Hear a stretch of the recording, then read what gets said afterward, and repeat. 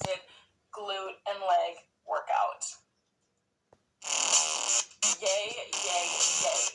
In this video, there is like a solid 9 or so moves that I do. So I don't actually do all 9 of these, obviously, every leg day. That's a lot of shit.